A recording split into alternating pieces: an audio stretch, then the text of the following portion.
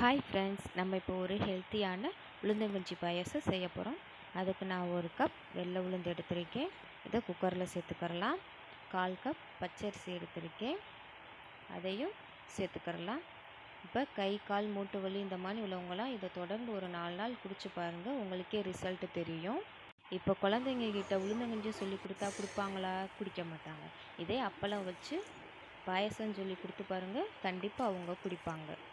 இப்போ 3/4 கப் சர்க்கரை, 2 ஏலக்காய், கொஞ்சமாக உப்பு எல்லாம் சேர்த்து கிளறி விட்டு விசில் வச்சுக்கரலாம். ஒரு 5 விசில் வச்சுக்கோங்க, அப்போ தான் உளுந்து நல்லா வேகும். இப்போ பாருங்கள், நல்லா வெந்துருச்சு. இதோட சுடு தண்ணி ஊற்றி கிளறிக்கிறலாம், பச்சை தண்ணி ஊற்ற வேண்டாம். இப்போ பெரியவங்களுக்கு உளுந்தங்கஞ்சி, குழந்தைங்களுக்கு பாயாசம் ரெடி ஆயிடுச்சு.